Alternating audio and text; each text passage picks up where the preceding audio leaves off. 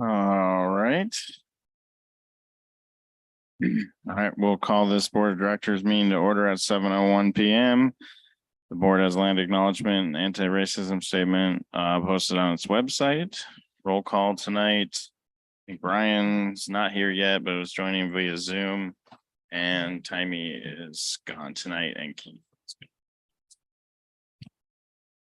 Do I have a motion to adopt the agenda? Motion to adopt the agenda.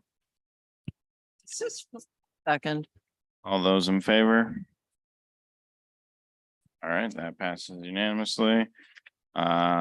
Is there any objections to the consent agenda? No, but thank you for the many corrections that were there. All right, hearing none, those minutes are approved. Do we have any announcements? Just a reminder of the 50th anniversary celebration event that will be down in the rec corridor on August 26th. Actually kicks off at 7:30 a.m. at the AM Beach, a regatta that will apparently we'll also have a funny hat contest. So that should be fun. And then all of the festivities move over to the rec corridor starting at 11 o'clock. We've got well over 50 vendors that will be here. There's activities, games, prizes, food, music all day from 11 to 6, and a kiddie carnival. There's pony rides and there's a tractor train. Starting at 8 o'clock, we'll have a movie event. They'll have a retro reel of Sudden Valley. And then after that, Guardians of the Galaxy. So bring your blankets, bring your friends, bring your family. Oh, and there's a beer garden. So there you go. And I have an announcement. Let me see if I can make this work. I know it wasn't working a couple of times ago. This announcement is also in the views, but I haven't seen the views in print yet. I don't know the status of the print edition. But it's an announcement from N&E. On Monday night, July 24th, N&E made the decision to use the revised 2022 manual to guide the decisions for this fall's AGM. That's the manual that was approved by the board on May 11th when it voted to ratify a consent agenda for the April 27th board minutes. That sounds a bit convoluted, but the outcome was approval of the revised 2022 manual. Since that time, April and May, N&E had spent considerable time on a further updated 2023 manual, but as we worked through it, we foresaw that changes would probably require legal review. N&E made several requests to include this discussion in a board agenda, but that didn't happen. We feel that time is running out. We don't want to slow down preparations for the 2023 AGM while some of these possibly legal issues get sorted out. Excuse me, this is not an announcement. You're reading a committee report. It's in the views, and I just wanted to give the board a chance to hear it. That's a committee report to the board. You can't bypass the board presentation of a committee report and put it in the views directly. Sonia, I'm not sure how to do this. I mean, if it's the wish of the president that I drop it, it is in the views. I just wanted to make sure, since it was an announcement or report to the board, that I made the effort at least to read it. And really, the bottom line is we are going to go with the 2022 manual as approved on the April 27th meeting. And we will continue to work on a 2023 manual. I'm not sure why we're all hung up on, it's just the N&E manual. There's no years associated. AJ, I'm sorry, I can't hear you. Just the N&E manual, like the years is irrelevant. So it's not like the N&E manual becomes void the next year all of a sudden because it didn't get reapproved. It's this. Right. These are discussions we should probably have when we could just, talk about the entire matter. Yeah, and it had to be, my understanding is it needed to be re-reviewed after it got retyped. Go ahead, Sam. Do you have announcements concerning this year's election of positions in the AGM that you would like to bring out to let everybody? Not at this time, because we won't know who has submitted an application until September 5th. Can you, can you inform everyone that they should be, if they're willing to sign up, that they have forms available right now? Are we taking signups? We are, and again, there's an announcement in the views to that effect. But thank you, Sam. We are accepting applications through September 5th, 4:30 PM. Thank you. That's what I always like to hear. That's an announcement that needs to be provided. Plus you put it out in the views so that people are reminded it's time to be filling those out or considering it. That was going to be my second announcement, but that's okay. Thank you. Thank you. Sorry to pressure you. AJ? Gail, have you worked out how many open seats there are on the ACC? There are 9 any- open seats on ACC at this time. How many? 9. None or none? I'm sorry, 9, NINE, number 9. And there are 4 on NNE, and there are 3 on the board. Thank you. You're welcome. Any other announcements?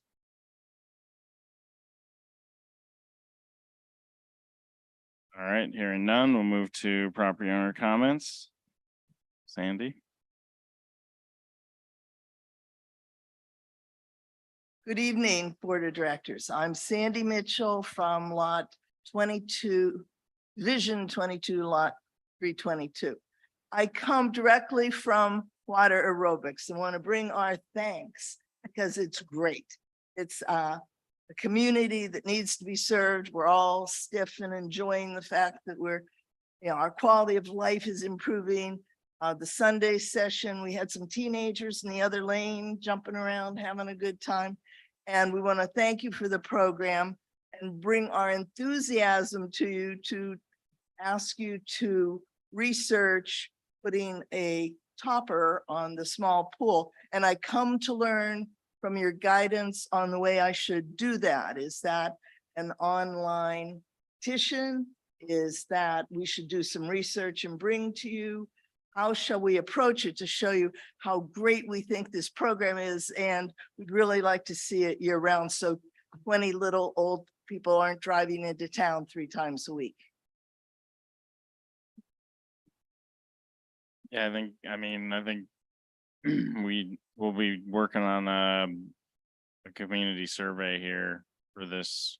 We're at a 3rd year in our planning cycle, so I think it's something that the board could consider asking a long range planning question on. Should Community. we email the board and ask if that could be part of the survey? Do you need us? Emails are always a good way to provide input to the board. They can Okay. see that, consider that in their decisions and stuff. Great. Well, we really appreciate and just wanted to make sure.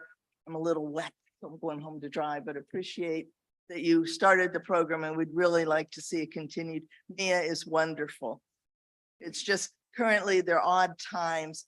They work for me, but I'm sure there are a lot of other people who would like to come to these water aerobics and get their hips loose again. I always recommend, reaching out to staff too and providing feedback to them. They're ultimately the ones who put together the water aerobics, not us. We just Should give it a thumbs up and say, yeah, go for it. Is paper the So, best way to do no. that, or email Like also? email.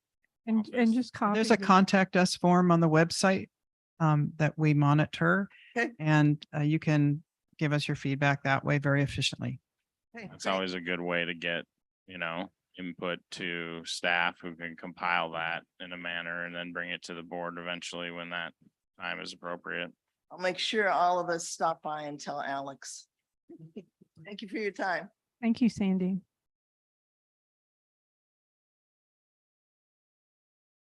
All right, Moving on to item number 5, we have the general manager's report. Joanne. Thank you, AJ. Well, our July weather was almost perfect with temperatures in the mid-70s, lots of sun, frequent breezes. Reflecting that, our members have been enjoying the pools, marina, golf course, and trails in record numbers. In June, the golf course set a record for the most revenue earned in 1 month, and in July, they blew that record out of the water. The wonderful weather was a key contributor to performance, but the turf care team's work to maintain excellent course conditions is also an important factor. Most people don't know that Greg Wadden, our turf care superintendent, starts his day at 4:30 in the morning, and the rest of his team is in place by 5:30 a.m. They work those early hours so that mowing and other disruptive maintenance can be completed before the first players arrive, which makes their work almost invisible to the community. I'd like to thank them for their hard work, and I invite all of Sudden Valley to do the same. SVCA has another hardworking team of early risers. They are our seasonal lifeguard staff. Guards arrive at 5:45 a.m. on the days when the Bellingham Bay swim team practices, and they keep the pool running smoothly until 7 p.m. each night. This year, we asked the guards to proactively distribute printed copies of pool rules to members who visited the pool and to let people know that the rules would be enforced. We also let staff know that management would back them up in their enforcement of the rules. This approach has worked very well. Number of disruptive incidents recorded is significantly lower than in previous years, and that means a safer and more pleasurable experience for everyone at the pool. I really appreciate the work that our lifeguards have done. They do a challenging job and they do it cheerfully and reliably. And I also appreciate how the community members have followed the rules and turned out in record numbers to enjoy our beautiful pool. While golf, turf, recreation, and maintenance teams kept things going at the SVCA amenities, the accounting department has also been managing their busiest time of the year. Preparing the capital and operational budgets is a very complex task that requires the coordination of many different contributors and reviewers. Budgeting alone would keep accounting busy, but they were also managing the 2023 financial audit and the 2024 reserve study during the month of July. The reliable accuracy of our accounting department contributes strongly to the ongoing success of the association, and I would like to thank Joel Heberling and his team for their hard work in July, continuing into August. Our maintenance team continues to spend a lot of time and money picking up garbage that has been illegally dumped within Sudden Valley. For perspective, maintenance collects trash twice a week from over 38 trash cans located at 18 different locations. They estimate that collecting household trash left at SVCA garbage cans, as well as cleaning up illicit dumping along the roadway, adds at least 2 additional hours each week to this task. This adds up to about $2,600 a year in labor and about $900 in trash disposal fees. Not only is this a $3,500 expense that's extra to SVCA, but it also means that we lose the productivity of a whole full-time person for more than 2 solid weeks every year, just because people don't take out their own trash. I ask residents who see people leaving household trash in SVCA receptacles or dumping alongside the roadways or in the parks, please report it to security. I'd like to highlight a project from our capital list. Capital projects update hasn't changed significantly since I last presented it on July the 27th, but there is one project that I would like to call out. This week, SVCA finally received a permit from Whatcom County for the construction of the Marina launch dock. We have waited a very long time for the permit and are very happy to have it in hand. The project will go out to bid next week, and we will move forward as quickly as possible. Given the timing, the dock won't be available this season, but it will be in place before the start of next season. I encourage the board and community members to read the rest of the report. It's interesting to see what each of the departments is doing. And as always, we'll post that to the website tomorrow. Thank you. I'd just like to say we've gotten a few emails recently about all the improvements and hard work done by staff, so. I'd also like to thank, I don't play golf, but I walk the golf course. It looks great when I do it and love using the pools. And so thank you to all those staff who make that look good. And thank you, Joel, for all the work on the budget. Linda? I have a couple of questions. So on the marina boat launch dock, if we put out bids, will we get that? Will we have the bids? I'm assuming there's a time that PNW gives people to return their bids. So will we have that from them before the end of the year, and can they work in the water in the fall? I think so. I think it's just dirt you can't move. I think you can move all the water you want. I don't think we have any in water work. Because the pilings are stayed there. You're They're just being asking when the bids reused. are coming back. Yeah, Is it coming back like it's 14th of September? Usually it's like 2 or 3 weeks Yeah, it- advertisement. Get like contractors, put their numbers and get subs and stuff if they need them, or don't we have the flat part of the dock out of the water now too? There's just nothing between the land and the pilings. yeah, but I don't think that's there's no like work there. That's just put a dock on but the it- pilings. It's, I gotcha. I can't remember exactly what the structure looks like, but I like gotcha. the last one, it's like floating there, right? And it has like straps. Yeah. Where it goes around the pilings. The other thing I'm curious I about. think there is earthwork involved with it. Okay, I don't know if it can happen. I don't know if, cause they raise and lower the level of the lake too, usually during the winter and stuff. It really drops down normally. Last couple years it hasn't, but normally it drops considerably, and it would be advantageous then if you have water work to do it when the lake's low. I think there's earthwork involved with the ADA improvements too, I think. Okay, I think when the bid comes back, it'll have all the details and Yeah. and timing and sounds like a everything. plan and what he puts out for bid. So the other question I have is I see a really exciting announcement here that Joanne didn't make reference to. It says that we identified and hired a candidate for the chief of staff. That's correct. Have they started, or is it not ready to make an announcement of exactly who? I'll make an announcement later. The start date is at the end of August. Okay, thank you.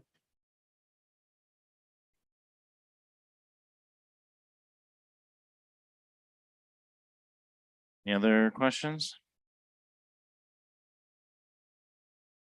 All right, thank you, Joanne. Moving on to item 6, we have continuing business.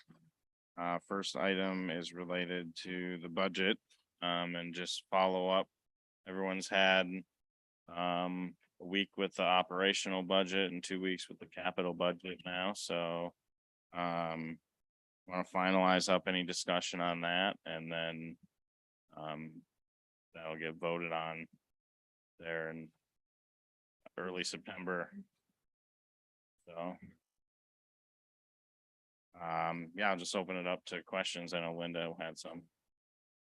Okay, ready to go. My biggest question is with capital right now.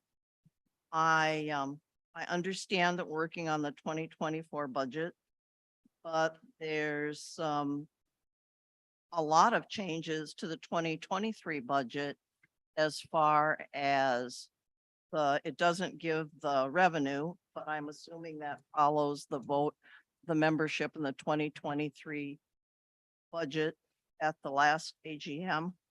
But we've increased the 2023 expenses by over $1 million, almost $1.3 million. And if you take what in theory should be the approved 2023 revenue, and you take this increased amount of money that you've now placed in the expenses, it only leaves $472.07 $472,834 as a carryover. And I guess I don't know why the revenue was left blank.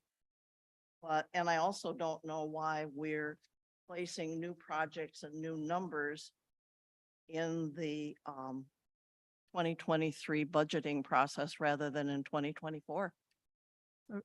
So just real quick, I think, I'm not exactly sure what you're looking at, but I'm assuming that some of that is the changes that we've made to like Barn 8 and that type of thing. So some of that was approved funds. Some of these items were on the 2022 budget.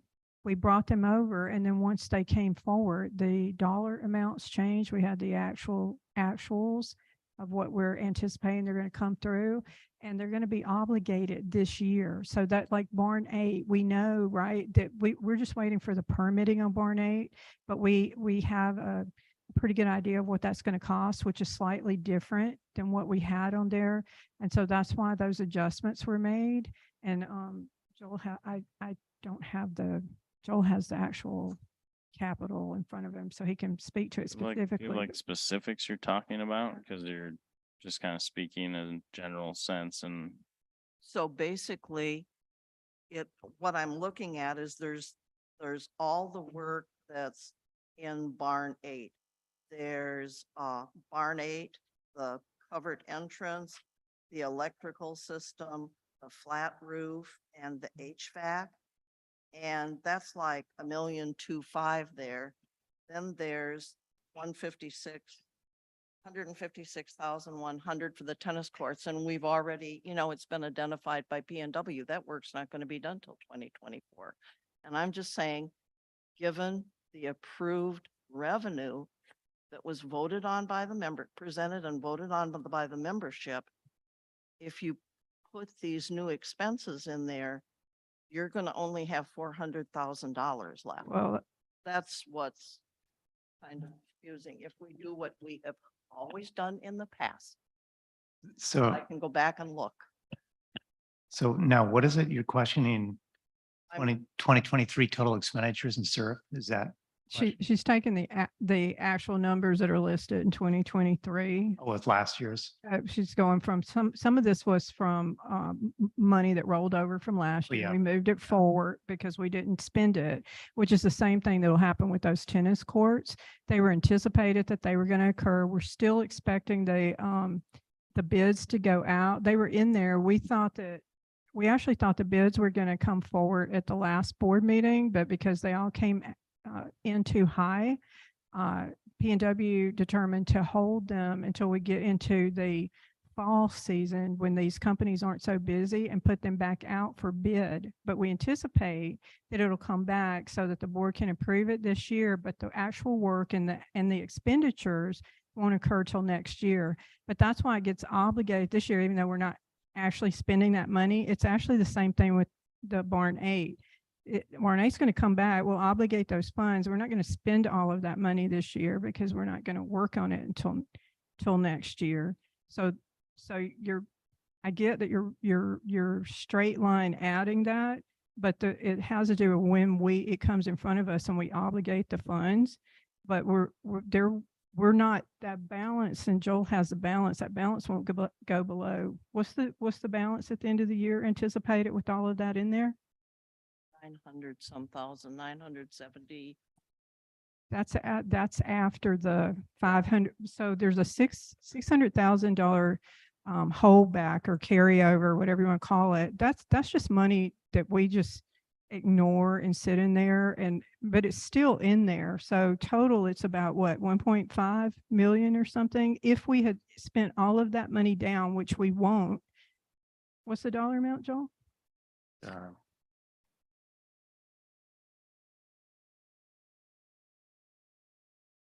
1,650,162. And that's if we spend it all down. That's how much will be in that account.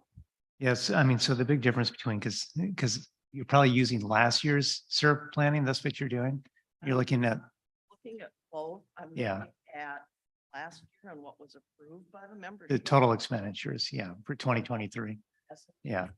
and what their revenue, thought was, and that if we followed it and did the whole thing according to the plan last year, we'd be moving forward $1,796,182. And I'm saying with all this change, that's not gonna happen if we're still basing, which we have in all prior years, the 2023 budget revenues from the approved voting by the members last year at the AGM. Okay, but your implication is if first of all, budgets or guidelines and recommendations, we're staying well within the budgeted guidelines. We have actually aligned our budget, our planning and our spending more with the capital planning and our reserve studies more than had been done the decade prior. The members don't actually, those things change. There's some flexibility there. The members aren't actually approving each and every capital project when they're voting. They're voting for how much the dues and assessments are and how much we've budgeted to spend every year. And we're not actually exceeding that, which is what Joel is explaining. So, Yeah, I mean, so basically how it's working here is like all this barn eight stuff that you see, we'll just focus on that. That's the lion's share of all of this. So on the 2023 capital planning, barn eight was scheduled to be done in 2022. So like, the 750,000, Yep, that's the what's flat in there. roof. Yeah, It was in there. right. So last year when we did this, so the 2023 beginning balance was assuming that that would be spent in 2022.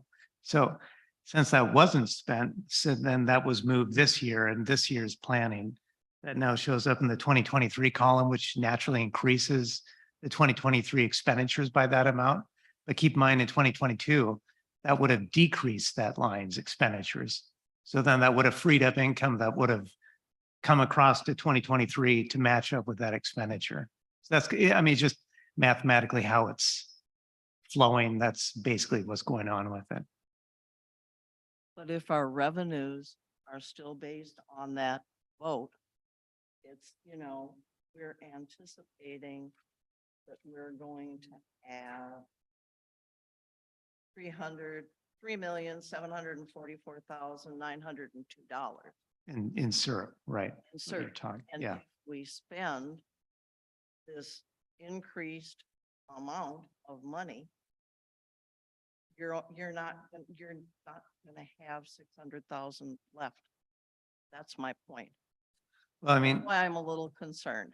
yeah, it's just, actually, it might be easier to see like this January 1 carryover, which is exactly how it was computed last year. Basically, what that's doing is all start off with from the that cash reserve spreadsheet or the cash reserve page in the financial statements, which projects how much cash we'll have at the end of the year. And what that's doing is that's taking into account what the cash is at the point that, like, for example, if you looked at the May financial statements, I used April's in this case, since that's what I was working with. So basically, April's looking at how much cash do we have right now, and how much will we have in dues coming in, and what are all the projects that the board has approved to that date. Then it assumes it's all going to be spent by the approved amount, which then gives me an ending amount at the end of the year 2023, this year. So then on this capital planning spreadsheet, then that's my starting number. So then what I do is I go and start subtracting away any unapproved project that shows up here, which will then give me like a firm beginning balance for, in this case, for 2024. But it was done the same way it's last year, the year before that. So it's literally looking at cash, then the inflows from dues, what the board has approved, then that gives me the ending cash balance at the end of the year. And then basically, so then that's my starting number that I worked with for, in this case, for the 2024 beginning balance. And then I'll look at the 2023 lined up expenditures, and the ones that weren't approved then get subtracted from that amount from the 2024 balance. Of course, it probably all sounds confusing. I know it might be kind of hard to follow all of that, but basically mathematically, that's how I arrive at that number, and the number is right. I can tell you that. It's just mathematically, it doesn't make sense if you look at what you presented to the membership at the AGM. Well, If, and I'm just saying, you're saying now there's only going to be in 2024, 976,858 carryover. that's after that $600,000 carryover. Meaning, so that's after that, right? Understand that. Yeah. But I'm saying if you use the revenue that's in here, there, that you Uh-huh. expect to get. That's why I wish 2023 wasn't grayed out. That if you're doing all that, you still, with all these, this increased expenses, you're you're not gonna have $900,000 left over. Actually, yes, we will. Meaning like, Yes. See those numbers? and All I'm doing is looking at these pages that you publish. So it's done exactly the same way every year. We actually, if you go back and look at previous budgets, you'll see that there's actually more money than had been occurring previously. When you look across at our reserves, most of the time within a year or two, they were in the red significantly. That's not what you're seeing here. And right now, what we've been having to do is we're doing a lot of catch-up maintenance. That money in reserves was sitting there for this very thing, and we're utilizing it the way that it was meant to be utilized. The barn started in 2022. That's why it rolls. And so as Joel was explaining, that it isn't going to all be spent down. It's just an accounting process to show what year we anticipate it's going to be obligated. But the reality is let's say we spent every bit of it down and we did everything that we plan to do next year exactly as budget, then we should end 2024 with almost $3 million. So, and again, keep in mind when you're talking about that, there is still a $600,000 buffer on top of that money. It's just the way it's put in there to just basically ignore it as a buffer, as it to ensure that we never go below that amount. And so that's why it's documented that way. But there's an additional amount of funds in there. So we'll end the year, like he said, significantly higher than what this shows on here. Okay, I'm just saying if you take that and you take your additional surf expenditures, it doesn't add up when you do it just from. The reason is because it's a reserve. There's a set of money already there. I And understand new that. revenues flow I in. understand that. So the reserve that comes across the years fluctuates based on what was actually spent. So if an expense rolls forward and it's been accounted for in the reserve, that element of the reserve rolls forward. So it's not a direct line between revenues and expenses. You have to take into account the reserve, and that number changes based on actual spend. So it's that third element that makes all the difference in how it turns out at the end. I know, but you still are presenting numbers to the budgets, which you're required to do each year according to state law. And it's like, if you do that, all of a sudden you're changing that. I don't mind whatever you do with 24. That's what we're here to do. well, I mean, like it's not changed in terms of what we said in the budget last year was how much in revenues, like surf dues, So you know what she's talking about, because we yeah, accurately report at Barn 8 because we have new numbers, and so we wanted to be sure we budget it correctly. We could have left it the way that you're talking about. We could have left it as it showed on the AGM last year, but this is for 2024. And so we adjusted those numbers because we know they're going to come in higher, and we needed to make budget adjustments to account for that. First off, the barn wasn't in. If you go look at the 2023 financials, I have them here if you'd like to look at them. Barn 8 wasn't in there. It was in 2022 at $750,000. So that wasn't even part of this anticipated spending of just on obligated expenditures. It doesn't have the surf loan, but just a little over $1,015,681. Yeah, but the barn, that's a perfect example, meaning in last year, so we anticipated that we would do barn 8 in 2022. So that's for 750,000. So that in a sense dragged down how much we would have at the beginning of 2023. But we didn't do it in 2022, nor was it approved in 2022. So So that expenditure But it- transfers from one year to the other, but those revenues go with it in a sense because it wasn't approved, so it never, right? We're yes. not, So the cash amount. didn't disappear. It didn't I know it disappear. We left it on 2022 because we still had the end of the year. It was presented later in the year after the initial budget presentations and everything. None of us anticipated that we were going to encounter so many, permitting issues and everything. And we actually did think it was going to come in early 2023. That was part of the budget planning. So again, this was the right thing to do, was to make the adjustment and put it exactly where it needed to be with the appropriate dollar amount. Like I say, it's just strange to see us changing expenses, because we haven't even talked about changing revenue, and we're not. Well, I'm To just, make that much of a change in a current year. Well, I mean, we rather have to than make in the change. Year we're budgeting for. We have to make the change to the picture changes, so we didn't do this in 2022. So we can't just repeat the same amounts if we know that the amounts are changing for, in this case, we're anticipating 2023. I mean, I'm kind of a little bewildered at you saying this, because you were on the board when they actually pulled these items off of the reserve study and just stuck a note at the bottom that said, we'll hold these for future boards to deal with. That's what happened. There was a lot of playing around with the budget. We're literally trying to budget accurately with the most accurate information that we have. We didn't just pop a footnote down at the bottom and say, hey, we're going to hold a place for this for a future board to figure out how to pay for it. We're putting real numbers in there.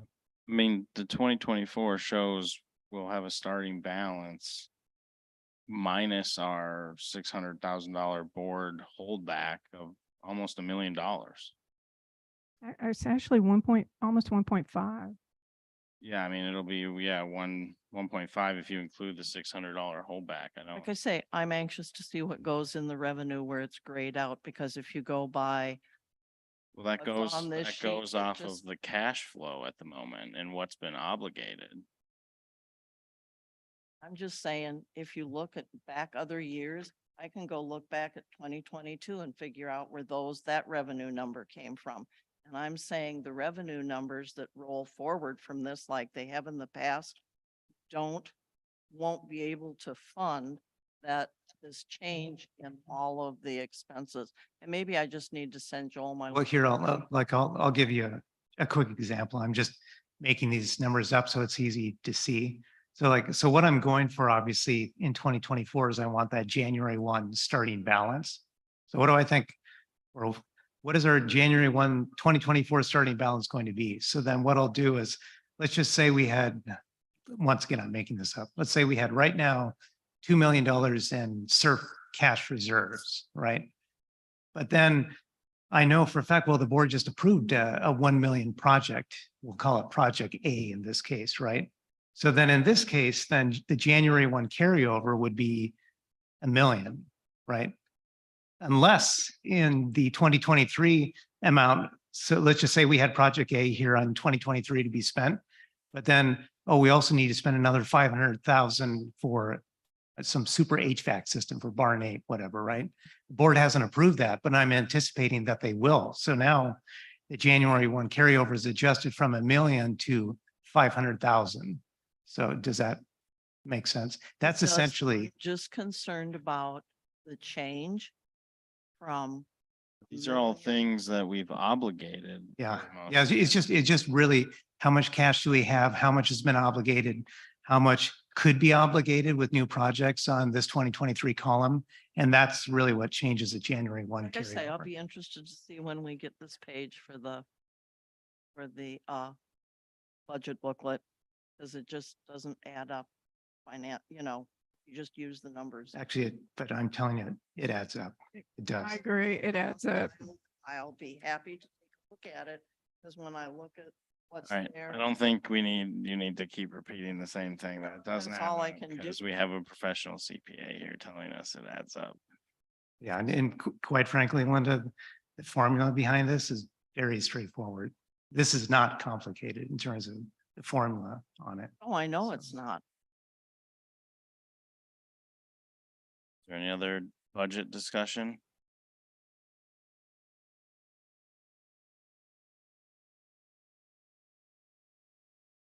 All right, hearing none, we'll move on to the next thing, which is proposed advisory questions. So these were brought up during the budget presentations. We included in the agenda packet those pages. So I guess what I would be looking for today is I guess I would move that the board of directors authorize the attorney to provide a review on the advisory vote for the ice barn as well as the marina wet slip docks. Second. So basically, the discussion will revolve around I think. Sorry.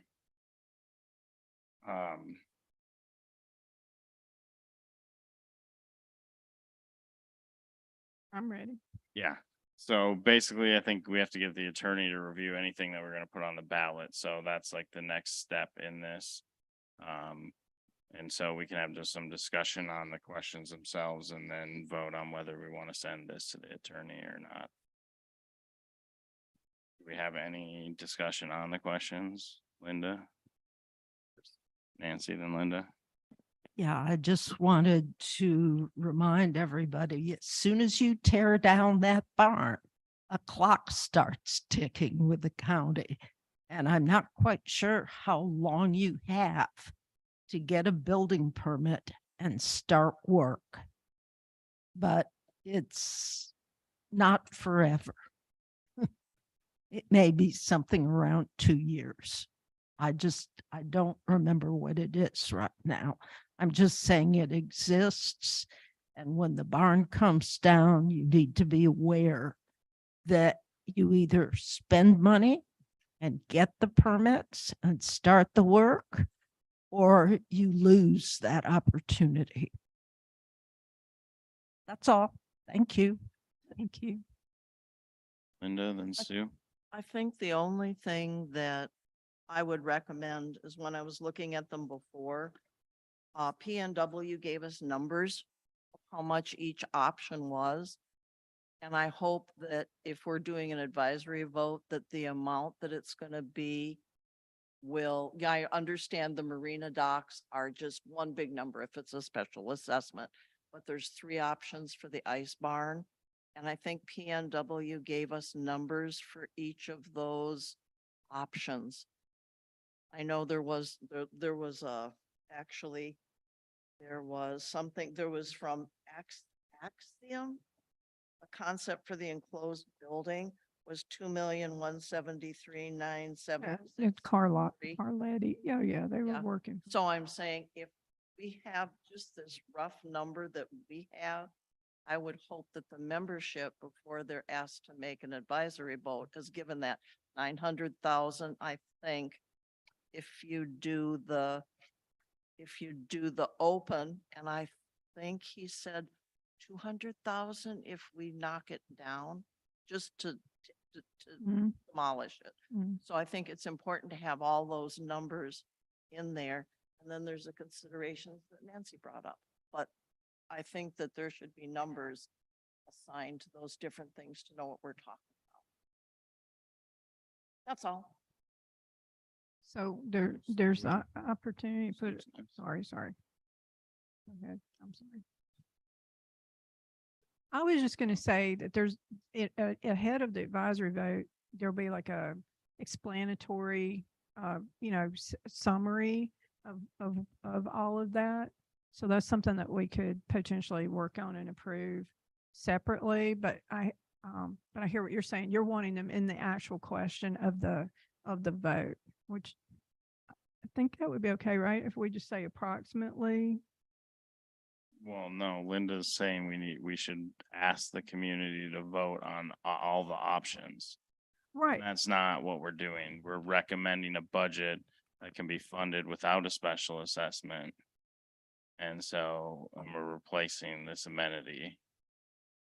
without having to do that, but moving forward with Okay. an enclosed structure would require special assessment because it's over twice as expensive. So you're just basically, Yeah, it's just that there's three options for the ice barn. no, there's That's what it says. one, there's the option that's being recommended. We presented to show the board that there are options. But this would be the board going to the community saying, we're recommending that we move forward with this option because these reasons, and that's, we do not have to require a special assessment. We can replace a facility that's long been forgotten about in this community with something that's usable for the entire community at large. And yeah, It's just interesting because on the page that he gave us, he gives the three options. yes. There were Can I give him options, one, there were options, two? there were options big that we three. looked into. And this is what the board is recommending to the community. Oh, and then you're gonna just give them one. The, Yes, we're recommending to them and we want their feedback on that one option. Because we've narrowed it down at this point to that being the most feasible and practical solution to implement. so that's not what the questions are. The questions are, there's three options. Remove the existing structure and replace with an open air pavilion, not requiring a special assessment. So I understand what you're saying. It's still, we're not giving them a specific dollar amount, but we're saying you can have an open air pavilion and that will not require a special assessment, which we've been assured of that on that number. Or you can remove the existing structure and replace with an enclosed structure paid for through a special assessment. Or remove the existing structure and do not replace. So that's what we put forward. I understand your point about not putting specific dollar amounts in here, because what we're saying is, do you want to, if you want to replace it with a building, it's going to need to be an open air building if you don't want a special assessment. If you want it to be an enclosed building with all of these accoutrements, then it's going to be a special assessment, or don't do anything.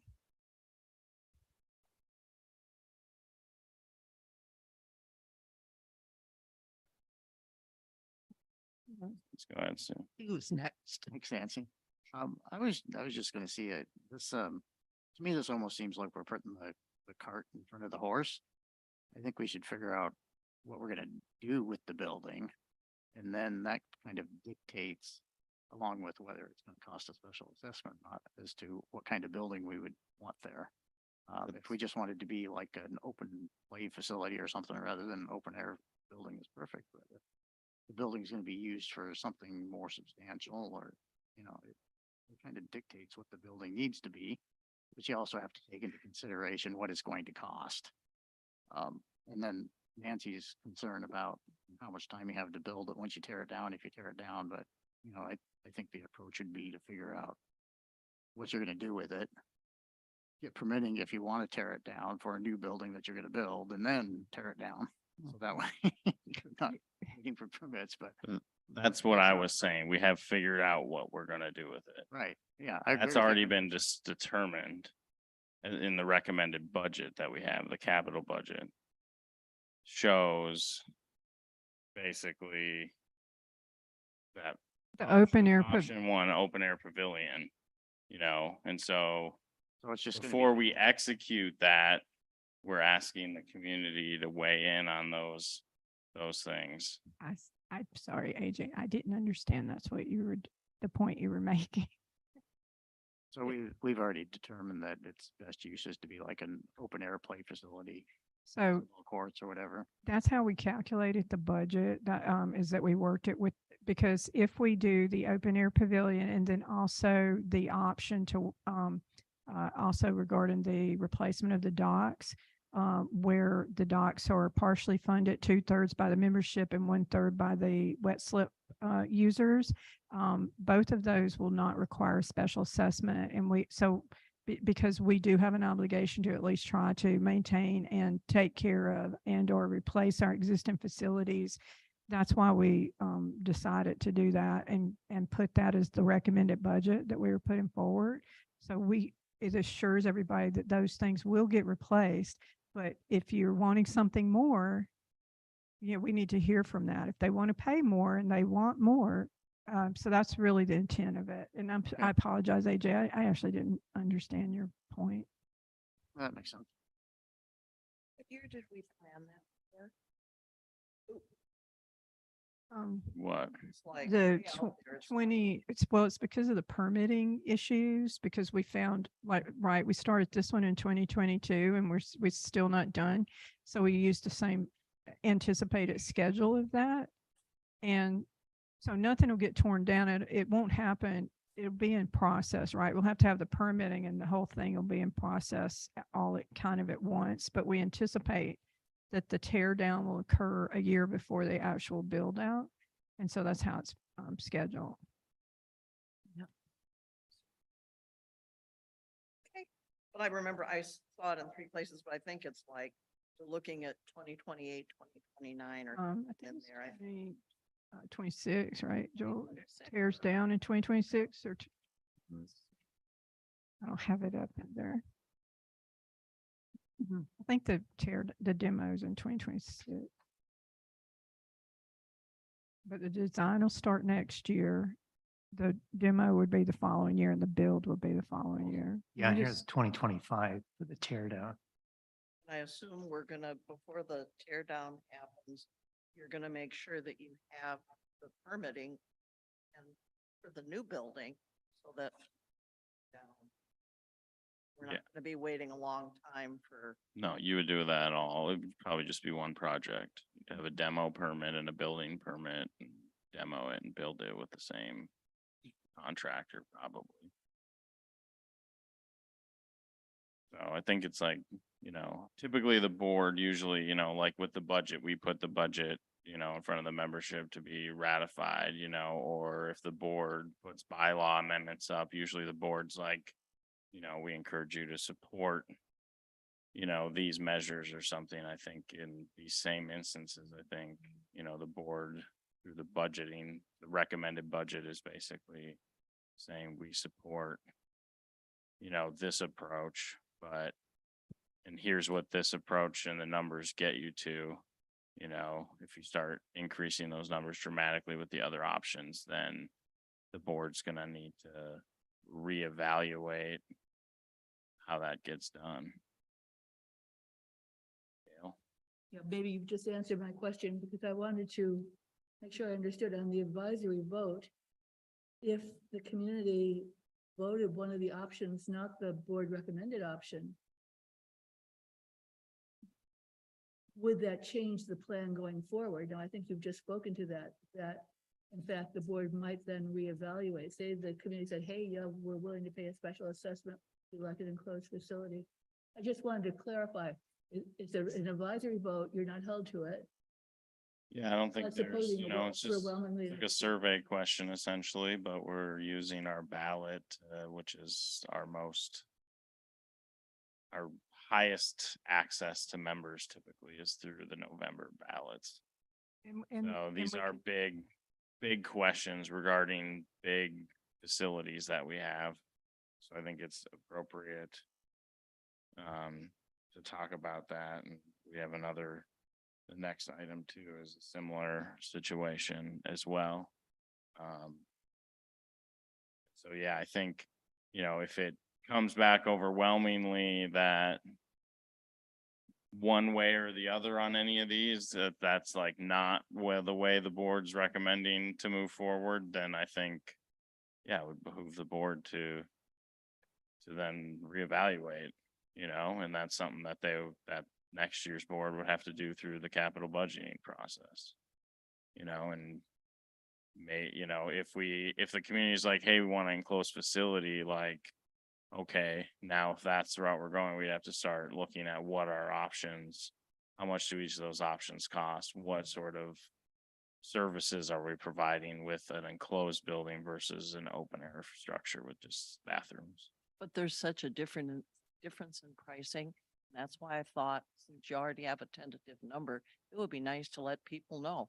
Do they want a $2 million, roughly $2.5 million special assessment?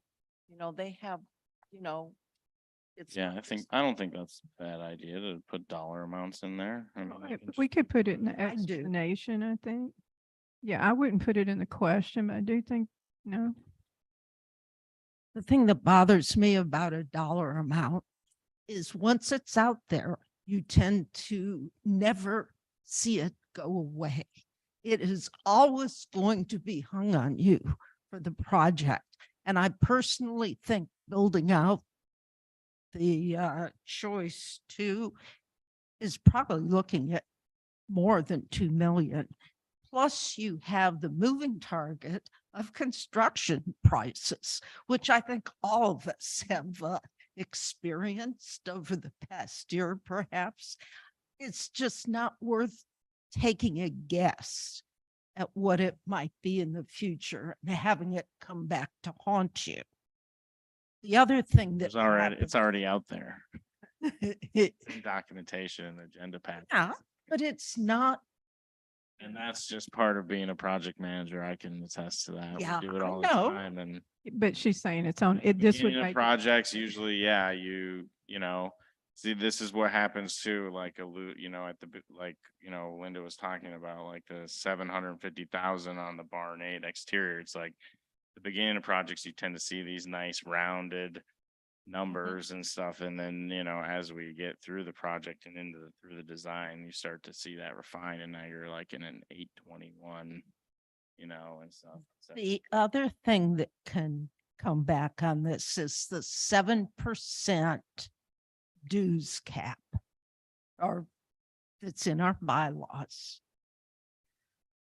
You may put yourself in a position where you violate that in order to build one thing, and you have to not do something else to stay within your 7%.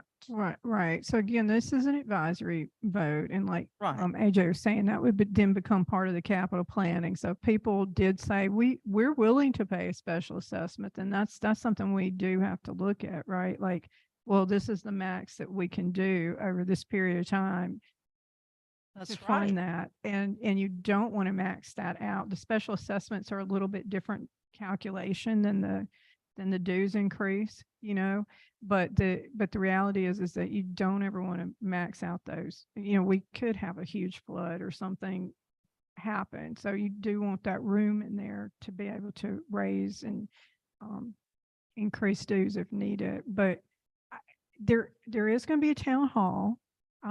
So I feel like there's no reason that we can't actually discuss those options fully in the town hall and say, this is what's been proposed, is what we anticipate is, you know. It's like the presentation that Tyler made, Mhm. you know, and no matter what, each one of those options that are there for Ice Barn starts out with, it's gonna be demolished. It's gonna be demolished. You're gonna build an enclosed building. It's gonna be demolished, and it's gonna be an open air building.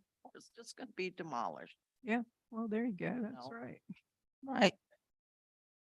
I understand the engineer desire to put a number on something, but it's not always the easy, you know. I mean, I think having a number and an explanation, or yeah, as part of the town hall presentation is probably adequate to me, just because, you know, at the end of the day, you want to keep the question simple too. And once you put a number in there, you've now made it significantly more complex, you know, and the people who want to know more about that number, want to know more about that number, will seek out the information that is available for it. We can have that. It's already, you know, some of that we've looked at is already here. It's just a matter of people going into the website and taking the time and looking at it and maybe reviewing the video. Good questions. Brian? Sorry about that. That's okay. I would say the number is essential, because I think the number itself reflects, I think it would change somebody's mind, right? I might be apt to vote for a closed facility and not a building, but then when I see the price, I'd be less likely to do so, right? Or not inclined at all to do so and go for the open air structure. So I really think putting the estimated cost is kind of essential there. I just think in terms of people's decision-making process, because we might get a false result otherwise. That's what I'm concerned with. And in the advisory vote, and then the next board will be, having to deal with something that is unpopular or something of that nature. So I'd like to, I don't know, maybe amend it a little bit that just says that perhaps we reference that in the explanation summary, but it's not in the actual vote. And so then it's the same as if this was an actual ballot measure, where we've got information in the summary, but we have to be very careful of the language of the actual question. And that would prevent the thing that you're concerned about, Nancy's concerned about people expecting that 100% we're going to stay within that number if they're wanting to build it out an enclosed structure or something. I think we would be okay putting it in the explanation and keeping it out of the questions. I mean, we're already paying Richard to review the wording and language and stuff. Do we want to just ask that question to him and see what he? That's a good idea. Yeah. Station? I think that would be good too. We could just estimated costs, right? Estimated. Yep. Yeah, I mean, it's not a hard and fast because it is an advisory vote, and if an option is chosen that's not in the recommended budget, then probably more legwork would go into exploring that option. That option is a lot more complicated than just an open air structure. Just a couple of things. The voters in Sudden Valley are all property owners, so they're a unique subset of people, of voters generally. And I think property owners are well aware of what it costs to do any kind of major repair and the inability to maybe always budget for it accurately. But my first question was only, do we have a date for the budget, for the town hall budget? It's September, not, oh, dang it. It's this, so we did say the 1st, but I didn't realize that was Labor Day. So I messed up. So whatever that following Saturday is, sorry, I think it's what's that date? Sorry. I had it. So it's the weekend following Labor The 9th, September 9th. Okay. And then we're anticipating we'll take the budget vote on the 14th. So we'll put out a new, we've just been really busy this week, but we'll put out a new budget calendar that gives all of those dates in the next few days. I'll probably will work on it this weekend and get it out to everybody. But everything else should be virtually, we have it. What is it, Linda? Trying to remember what was in the Unilect contract and when they were supposed to have their paperwork, and I think it's before the. So It's the 15th. Yeah, the original schedule calls for the budget to be approved by the board on the 7th and sent to Unilect on the 13th. Yeah. Say that. When I says it was the 14th. Okay, Oh, yeah, so as you- it's as- okay. As We you can said, just figure we it need out. to get Yeah, together this yeah. week and publish the schedule. What is it? What's the date it says? Say that again. The initial materials are sent on the 11th, which is the Monday following the vote. And then the final materials are sent on the 13th, and they come back to the board to be voted on that Thursday in the final. Okay, well,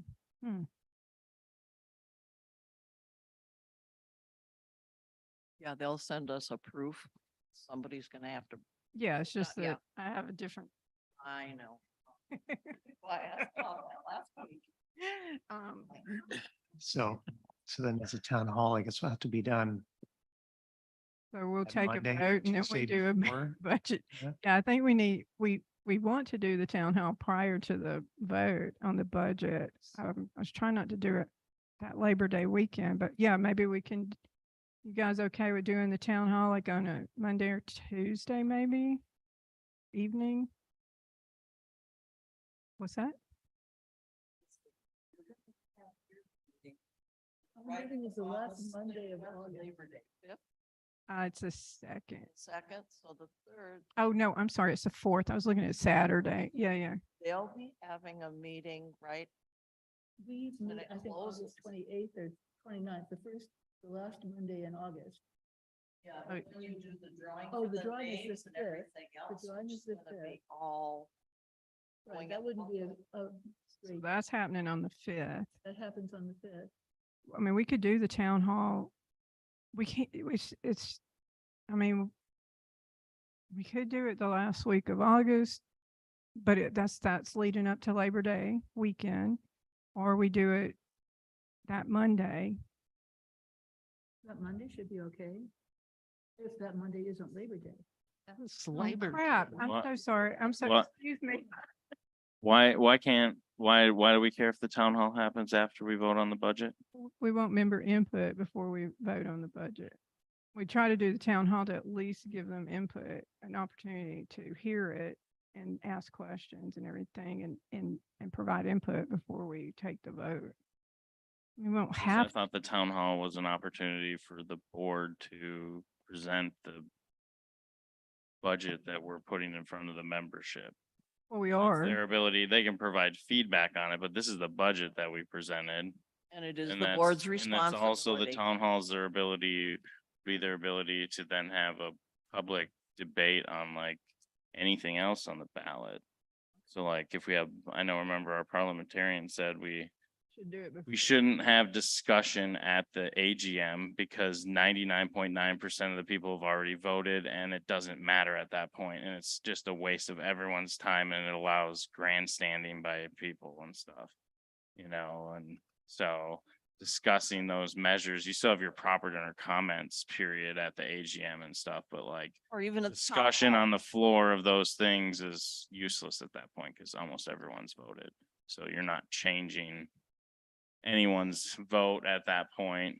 So like that town hall would be the opportunity to, people could then debate or present their input on advisory votes, bylaw amendments, the budget, et cetera. So I think you could still do it the 9th. If you wanted, or you could even do it closer to the AGM. When did we do it? I suggest a date of. We did in October last year, didn't we? Did we do it last year? I think it was October. Yeah, I thought it was after Yeah. we approved, It was, approved the yeah. budget. So we're presenting Yeah, the Right, budget but- that's been put together and approved by the board to the community. yeah. And then it's the community's job to debate, at that point, it's their job to September debate the budget 2nd. and the motion is in their court at the AGM. We all kind of end up agreeing beforehand, but I'm questioning when's the ratification vote? Because that's the only real vote that, So we're gonna have to do that on September 7th. I thought I have a budget schedule that says September 14th. I'm not sure why, but Joanne just said the Unilet contract reads something different. So we're gonna have to do that on the Joanne 7th. Outlined a first draft to Unilec at one date and then them sending us a proof and then us. Approving the Approving the proof. proof on the 14th. So there's like 2 votes.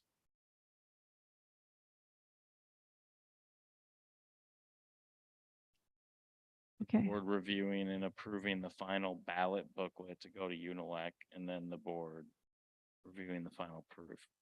right, but So you were talking about approving the budget, right? ratify, no, we don't approve the Right, budget. We ratify the budget. That's state laws. Members ratify the, Language very clear, unfortunately. well, we approve it and the members ratify it. That's actually how that works, but, okay. So just to be clear, so last year, we did the town hall in the second week of, or the first weekend of October, I guess, or the second weekend of October. Or something. I've got like October 8th. I don't know what day of the week that is.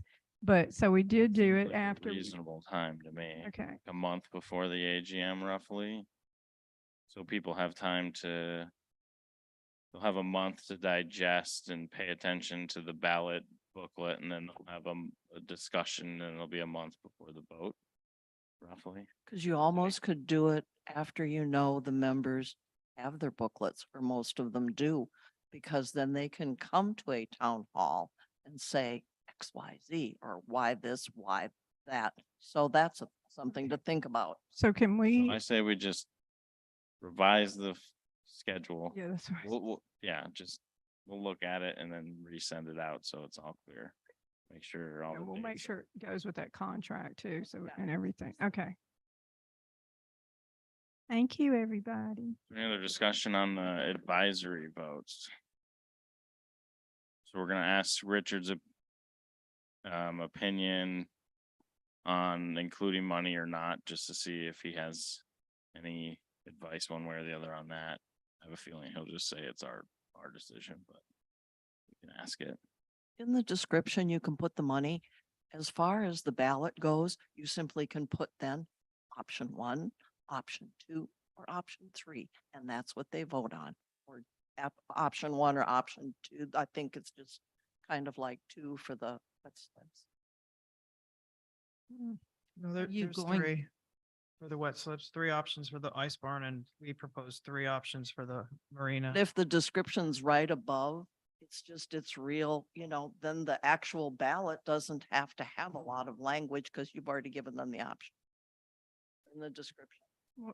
Nancy, did you have a question? Yeah, I'm all for putting the dollar figures in a description, which is separate from what you are actually voting on.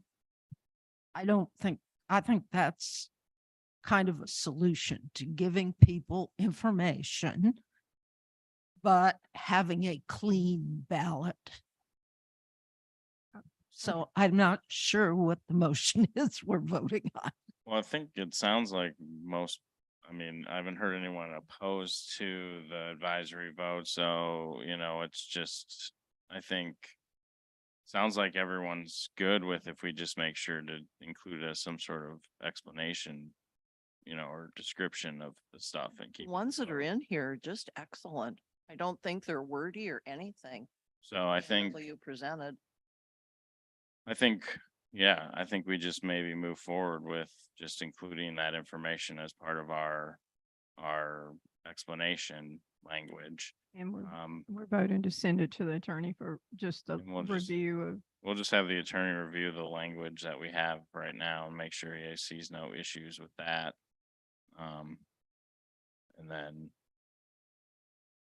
And then, yeah, I think, I don't know who put it together, but it's just excellent the way it was presented to us. I don't know, I didn't think it was overly wordy or anything. I don't know if any of you disagree. Nope, thank you. good. It was a team effort. Thank you for saying that. So yeah, I think there'll obviously be follow-up on this because we'll obviously have to draft the other language too that goes with it and part of the information. So I guess we're gonna send the motion on the table is to send the advisory language as is then to the attorney for their feedback to make sure there's no issues legally to be put on the ballot. All those in favor? That passes unanimously. All right, we will move on to new business now, and the first item is connected trail system. So this was something that I had included in the RFQ advertisement for the 10-year capital roads drainage. There was a pedestrian improvement program component. Due to delays in getting all of that moving forward, and kind of talking it through with Joanne, we opted to pull the trail component as a secondary component. It's a totally new thing. The association doesn't have this trail system. Some of our existing disconnected trail system could potentially be utilized. I don't know one way or the other at this point. That's kind of part of this. So this is being brought forward now as kind of budgeting, planning, and I had envisioned potentially an additional advisory question going on the ballot regarding this topic. so there's a report, or not a report, but Scope. a scope of work from Impact that was put together to develop basically a conceptual master plan for a trail system. And so basically what I would like is to get some sort of board discussion and consensus on if we want to draft some advisory questions around this. And I wanted to have an initial discussion around that and what that may look like, because this is, like I said, a completely new facility. It would change like our level of service and stuff that we're providing on an operations basis, because it would create a lot more additional maintenance, trail maintenance, obviously, and stuff. So, there is the potential, it's a likely scenario that we would have to fund such a trail system with a special assessment or dues increases. So getting some feedback from the community, which has largely supported trails on numerous surveys in the past, including the most recent one in 2020. So there's, the estimate's about 70K, give or take. That's putting together a conceptual plan, that's programming out, that's programming out projects. We're not going to just be able to build the whole trail system in one swoop. It's going to probably be a phased approach that would have to be taken, but they would develop that plan just like they're doing now for a 10-year, and that could be, a 5 or a 10-year plan. There's lots of public meetings and stuff that would have to happen, things like that. So it's all kind of accounted for in that scope document. And so my original thoughts were to bring this and, we could have an advisory vote that basically, asks the community if they're willing to spend 70 grand out of our current reserves to develop a plan so that we could bring a plan back to the community to determine, how they would fund such a plan. If that makes sense. So this will be a third advisory. So that's kind of what I'm proposing to the board, or recommending to the board, is that we would do a third advisory vote. I wanted to keep this one separate because it's not an existing facility necessarily. So I want that to be kind of kept at the forefront of the discussion is, yeah. I just wanted to expand. on it. So the board could conceivably just make that determination that the board will, spend that money, the 71,000, and in order to get this initial estimate and design from the engineers of what it would cost to do this project. But I think the hesitancy here is because we know that it will require either a significant dues increase or a special assessment to not only fund the actual build out, but then you've got to fund the ongoing maintenance and operations. That's a significant cost. There's more employees involved, equipment, et cetera. And so I think the reason, just expanding what AJ was saying, is a reason to allow the members is just to be able to, is this something you want to do before we commit $72,000 to because a lot of people say they want something. It's kind of like what Brian was saying. They say they want it until they know how much it's going to cost. And so if they know, because most people will say they want a connected trail system, but if we spend this money, they have to know the only way we can implement it is that there is going to be a dues increase, whether it is through a significant dues increase or through a special assessment. Either way, it's going to have to be funded from the membership. And there's no way for us to, keep it. Our budget is set for our facilities right now. And like AJ was saying, this changes our level of service. We have to hire more employees. We have to, bring in more equipment, et cetera. It's significant and ongoing. And we don't know how much it's going to cost. Like, that's the big thing to build it, I mean, could be $1 million, could be 10 million, you know, who knows? It's, you know, and there's a lot of variables with like for different critical areas we'll have to deal with and steep slopes and, you know, all that stuff. Hopefully, if it's a trail system, it's not steep slopes. Well, you'll have to, I mean, it is Sun Valley. We'll have to deal with it. I'm sure sections of trail will have to mitigate steep slopes in some aspect with either switchbacks or retaining walls or, you Steps. know, steps. So, yeah, I think, There are also easement problems in some places where well, that's, I mean, that's properties a lot of abut each stuff that other. has to get Map. that, so. Yeah, I mean, that's part of, it's a big undertaking because you have all these green space lots that taken off the tax rolls. Can we even use those? Because they're technically not developable. But maybe they would allow a trail system on them. I don't know. So that has to be explored. Our green spaces we have, then there's road right of way. You know, some of this stuff may have to come up against the road and be like kind of a trail sidewalk, you know, thing, you know, through certain places and, you know, it may be all, it may have to all be on roads. We may be able to put some of it off the roads. All that has to be kind of looked at. So they have a whole team, transportation engineers, you know, critical area experts, civil engineers, and stuff. That's kind of lined up. Linda, you got it. Nancy? I think I have just a couple questions. So when Impact does this, are they gonna tell us, as y'all point out, that we're gonna need what the maintenance on these trails will be if we put them in? I see that they say that in theory, we could space it over the next 10 years, which would be like the roads plan. So where you're making it a fairly affordable thing. But as you point out, after it all goes in, if you put a trail in year one, when does it need its maintenance to keep it up to make sure that it stays decent?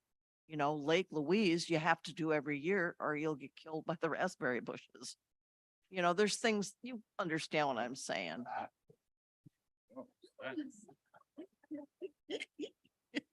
What was that? Is that someone on the playground? Easy. I would think instead of paying Impact to do that, I think Mike would be perfectly capable of being able to put together work plans that would like associate with their capital improvement. And pricing. Okay. Yeah, and he could cost that out and stuff, you know, because once we got the plan, that would have to be a component of it too, because, you know, if we were able to build a significant portion of it, you know, at the onset, then we would need that operational, you know, income as well to cover those costs of Mike and the crew. So. What you're getting for the 71,000 is going to basically be a set of maps. Because this business where we assume that impact design will have prepared or be provided with an updated working GIS drawing of Sudden Valley base map depicting all areas currently owned by Sudden Valley. That doesn't exist. They're PDFs. Joanne, do you want to They're answer? not the same as a actual working drawing in in a geographic information system. And it also says in general, SVCA already has ownership of all work products in digital format, including AutoCAD, GIS, survey files, and spreadsheets. All that Wilson work, I don't believe we own the actual files of. All we have are PDFs. That's all I've ever seen out of Sudden Valley. I have never seen a .dwg, which is the AutoCAD file. And I would recognize one immediately because that's what I work in. Most don't work in AutoCAD, sorry, so it's not a file format that's usually given out to the public. Wilson Well, not to the transitioned all of their digital assets to Impact Design at the beginning of the 10-year roads and drainage plan. So Impact can tell us what they have and revise this. If you'll notice the date on this, it's from January, and all of the work that was done with Wilson to get their digital assets was done right after that, prior to the inspection, so they can answer the question. The They can answer. applicable digital assets, they're still retaining certain ones. It just depends on what we ask for, right? But everything associated with the roads and this particular build out for them to do that, they, like she said, that they handed it all over. I asked the question. Just Yeah. to be clear, I wanted to put this out in front of the board, like as an initial discussion. If the board or people feel like we need to update the scope, which we would do if we're going to inevitably execute a contract, we would definitely update the scope and stuff. And this scope was written at the same time we did the 10-year roads. So it made some assumptions, that that probably have already been fulfilled. The cost may come down a little bit because they've done a lot of that base map work through the roads program, but there may be additional information they still need to add related to not road right away stuff. So the goal is really to kind of put this out there and kind of get some guidance from the board, because again, this is something that's like totally new. I just think that we need to know, now that they apparently know what we have, what do they need to have to map the Sudden Valley right-of-ways and green spaces and all that to the point you could put a trail on it? I mean, there's great tools Yeah, out there. and that's all Great, detailed in here in the scope. So. Like. And then there's a field component to it, so like, they'll obviously go out in the field, and if they're like, this is the route we think the trail They're is good. gonna go on paper, then they're gonna have to go walk that route and then, make some additional determination. They're going to use the Bare Earth LiDAR data from 2013, which is really accurate to less than a foot. Sure. And they will use, I would hope, the most recent Whatcom County 2022 aerials imagery. Yeah, I hope won't they do you can any get- good out here. Yeah. There's too many trees. I You was can't even gonna see our roads in the aerial imagery out here unless you're in like gate 1 or 2. even. You look at the Bare Earth LiDAR. So, but yeah, there'll be field components to it. They're gonna use anything at their disposal for their research of putting a plan together. Obviously, so. And if you drop back to the 2013 survey, it was shot before the trees leafed out. So you are deliberately. So what you're left with is the evergreens, which good plan. The 2022 was shot in, I think, 4 colors, and it's for tree health, basically. So Would this advisory question, have an addition at the notorious, if yes, would you be willing to have a permanent dues increase to support this and/or special assessment? Because that's exactly where it'd be heading, but it would seem like a 2-part question to me. Yeah, I think it was probably something, either 2 questions or a 2-part question. Cause yeah, the first question is, do you wanna, do you support the board spending our existing money that's, on the plan? Otherwise the alternative to that is we do like a special assessment for the plan cost, which seems like a whole lot of work for not that much money in the grand scheme of things. And then, yeah, it needs to be explained to people that if they're willing to fund the plan, they also likely should be willing to fund a special assessment to implement the plan. And if you don't support a special assessment to implement the plan, then you probably don't want to support spending 70 grand. On the plan. I think that makes sense. But we don't need a special assessment to do the 71, just so we can see what's out there. We don't have to, and like No, we Sonia sh- said, we could just decide, and that's part of this discussion as a board, we could just decide. We're just gonna spend the 71 grand, and then we could just ask one question. We're gonna do this master plan, would you support? A special assessment, so we could simplify the advisory vote by making the decision as a board that we want to move forward with a master plan, and then we want to ask the community if they support a special assessment to implement said master plan. If they don't support it, then obviously we wouldn't move forward with the master. You know, and I think that's a really good idea, because at that point, then you can make a determination. Let's say that they say, no, we don't want a special assessment for that. Then the board, we're actually in possession of that information, right? And, or a board, whoever it is, a future board, and they've got that information. And then they can look at that and go, well, you know what? We're not going to implement everything that's on here. And you may do stuff in gate 1, or you may do things in gate 2, or you know what I'm saying, like whatever they recommend of the priorities, and the board could conceivably plan that out more in a piecemeal type thing. I mean, it's just a thought, but I like that idea I myself. kind of look at it as a scoping study. The 71,000 tells you what is possible. Then you can decide. We're gonna get about a 10 or 15% design trail system, essentially, like a conceptual plan.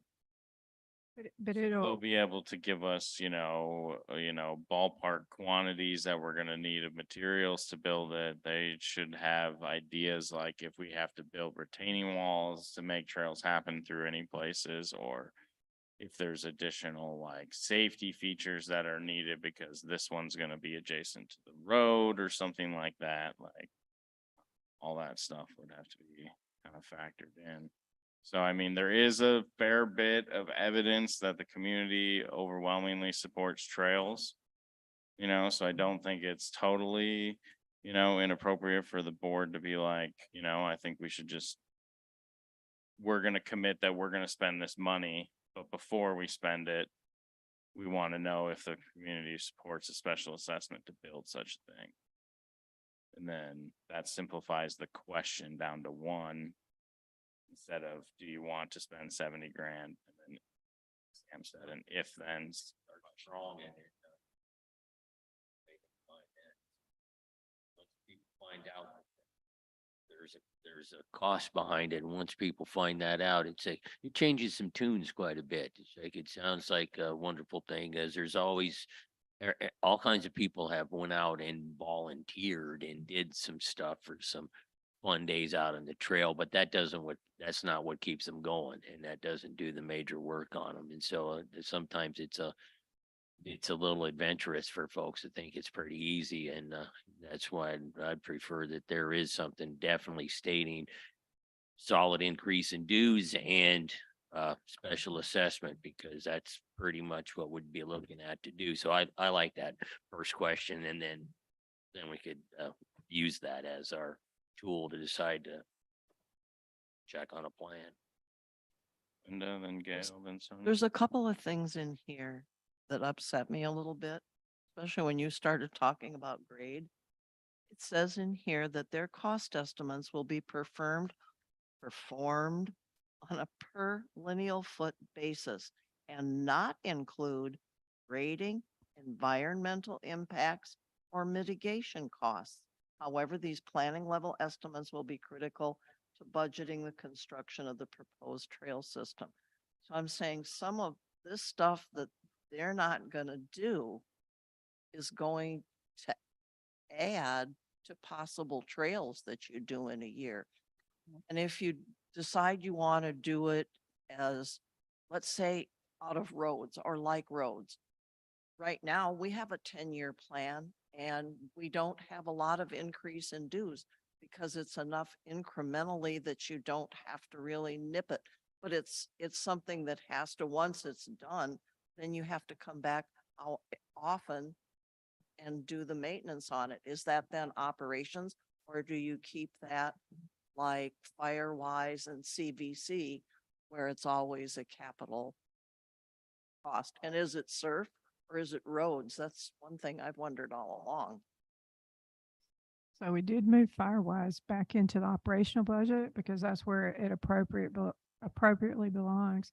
And most of it would, after it's built out, would return back to the operations budget because we have to hire additional staff. That's part of the planning, and manage. That's like AJ said, Mike will have to weigh in on that, but we know that that's more additional full-time staff, more the equipment aspect of it will come out of SURF, and be done that way. But yeah, after it's done, it'll go back to mostly operational. Yeah, the only time I think you'd see capital expenses if something came up that like Mike was not.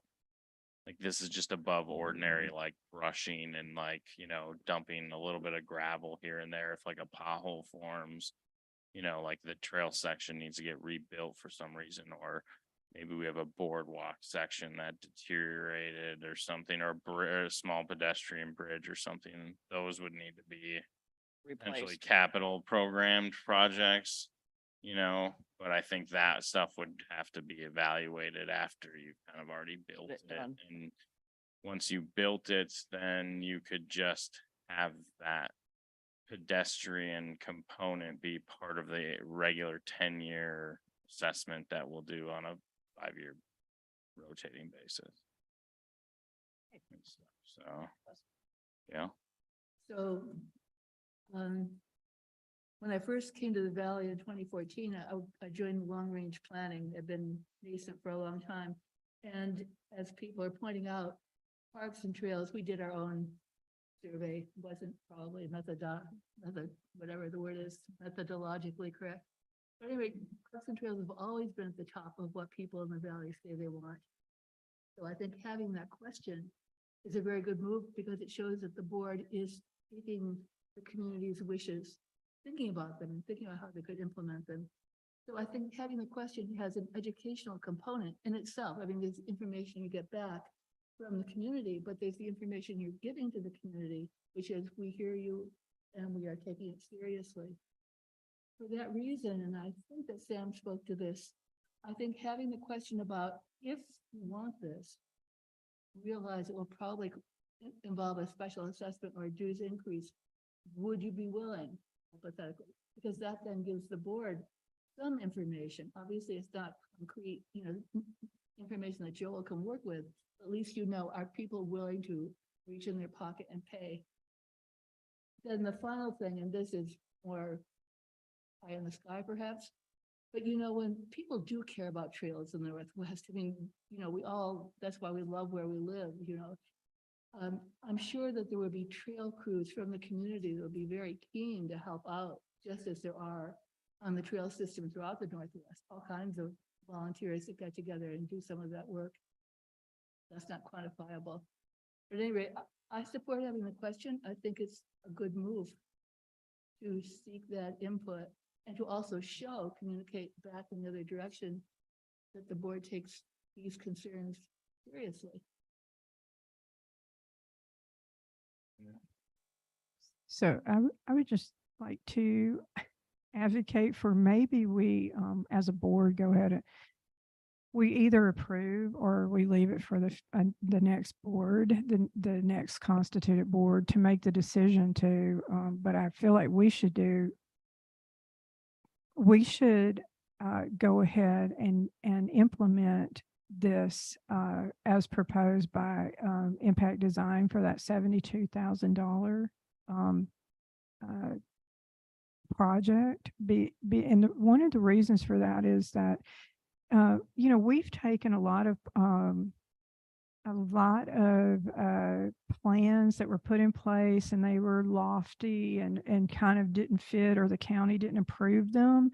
But we were able to take some of that foundational stuff that was done by previous boards and everything, and we were able to use them to help us with our planning. Like we utilize some of that stuff, like when we reconfigured the marina, because obviously there was a lot of components in that we couldn't do because there was just absolutely no way that it was too costly and the county wouldn't have approved it. So, but what we did is we did take some of that foundational information and we were able to utilize it and build out. And so I guess my thought is, I just feel like from looking at that, it's a lot easier when you have that in front of you. You can see some of these proposals. I think I personally, like I live in Gate 5, I don't believe we're going to get a fully connected trail system up there, no matter how much we hope for it. So Let's just be clear too. It's not like every home is gonna have a connection into this trail system. I mean, this is something too that needs to be kind of, we need to kind of generally describe what it would be. And, this initial thing would be like largely like an interurban style trail that you see in Bellingham, that kind of wanders, it's a wider gravel trail that typically has gentler grades than what you would see on like a dirt hiking or mountain biking trail. Then, eventually you could start looking at like little neighborhood connections that maybe are not big, wide gravel type trails, but are more, like just a little trail to get you down to where this system goes.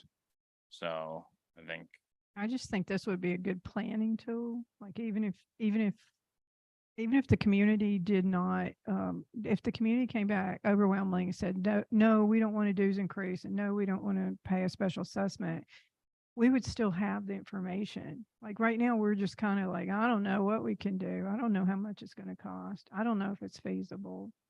It's like we can't even build it into our long range planning without even if we could put something into the budget without raising the dues, we don't have the information to do it. Sonia has Yeah. a nice point about if you once have all that information, you don't have to do it all at once. You can take a fairly simple trail that we could create off their drawings and then get pricing, do that and do it incrementally. Maybe you won't do a trail every year, but you'd have somebody that looks at it and goes, yeah, and go from there. So I think it's I like that idea of incrementally being able to do it rather than just true, there's price increase, but it's certainly a way of keeping a control on that price and that cost to the members. for sure. Stu? I agree with Sonia. The community's already indicated that they're interested in a connected trail system, so I don't see why we wouldn't just move forward and figure out what the budget is to approve the assessment, approve the evaluation as to whether it's feasible or not and what it's going to cost. Get a ballpark figure of what it's going to cost to do, and more importantly, a description of what the connected trail system would be.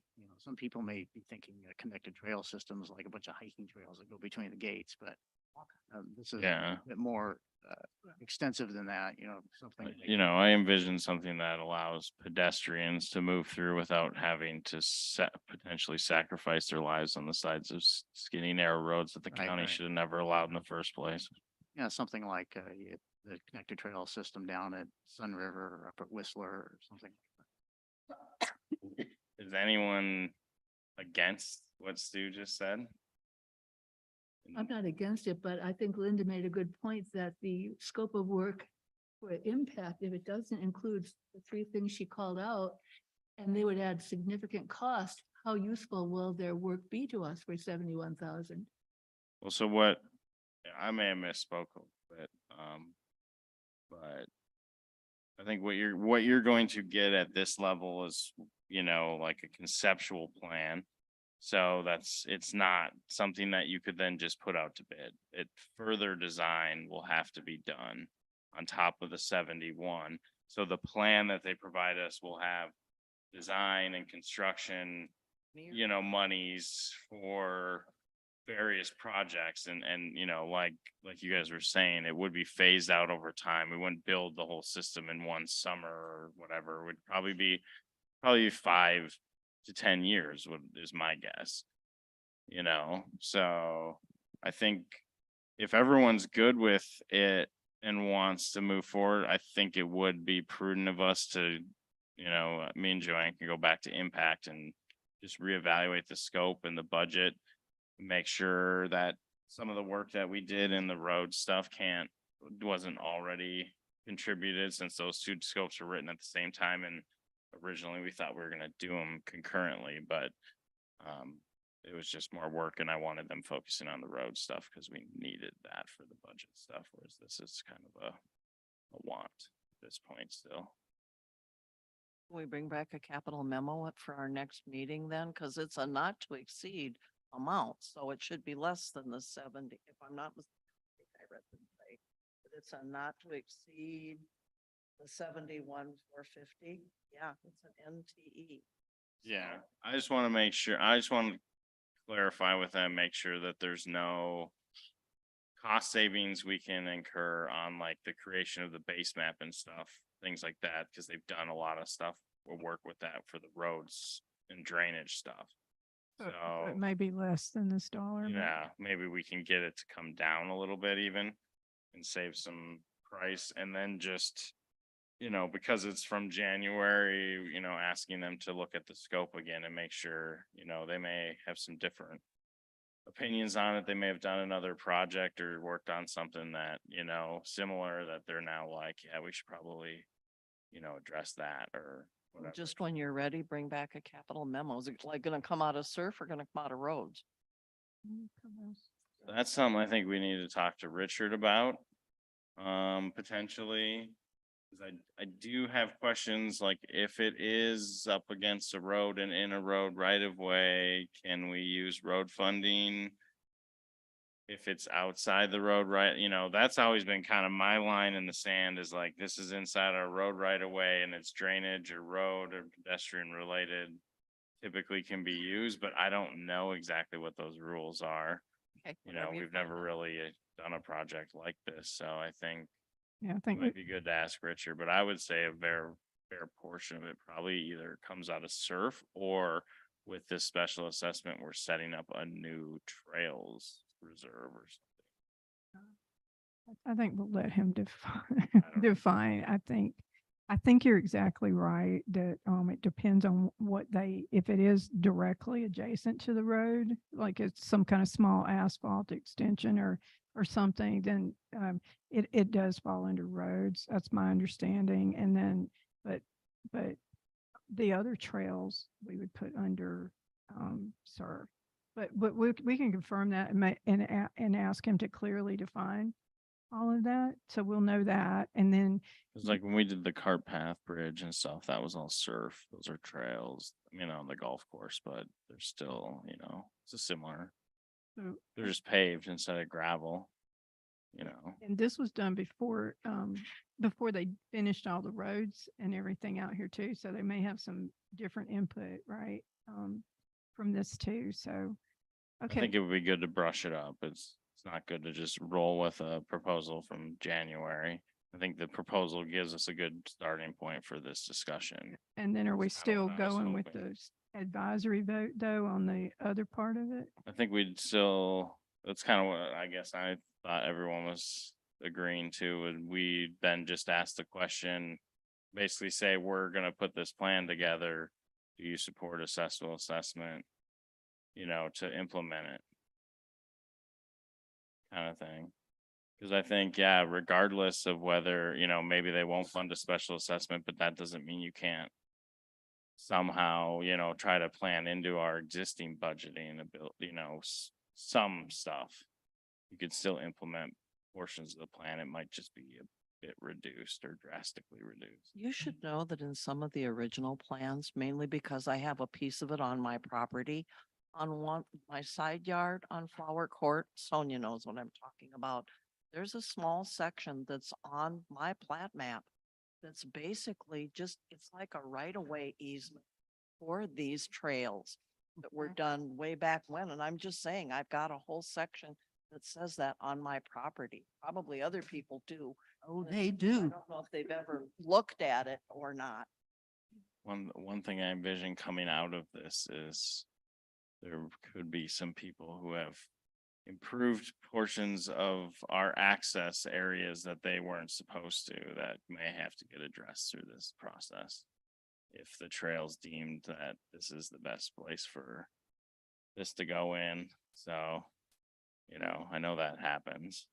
A lot of the end of the cul-de-sacs that have a strip that goes out to the green space behind all the homes and stuff, but then that strip was never defined. It was never really maintained, and people have just kind of improved on it over the years because they didn't want people walking through. I think we've even had instances where things were like intentionally barricaded off.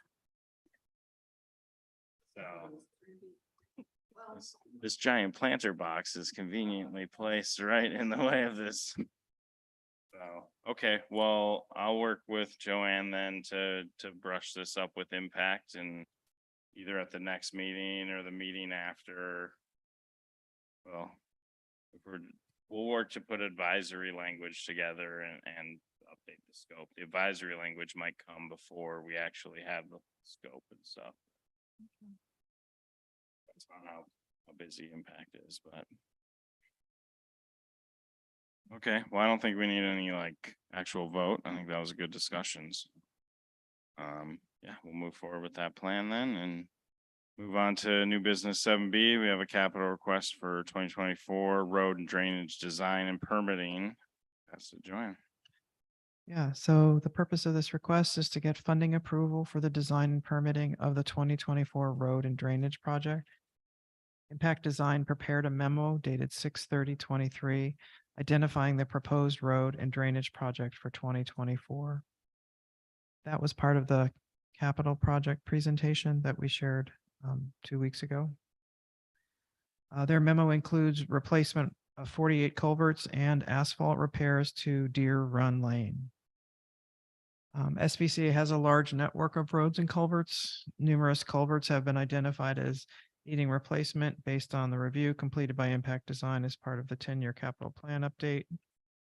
What we're asking is to authorize the design and permitting per PNW Services Incorporated attached proposal dated 8/8/23, requesting $36,619 from roads for the design and permitting of the 2024 road and drainage project. All right, I'll move that the board of directors approve the allocation of $36,619 from the roads reserve for the design and permitting of the 2024 road and drainage project. Second, Who was that? this is Brian. Oh, it's Brian. Oh, weird. Maybe it wasn't Gail's microphone. Maybe it's I think it's this. Yeah. It's like some. like the same voice Gail had last week.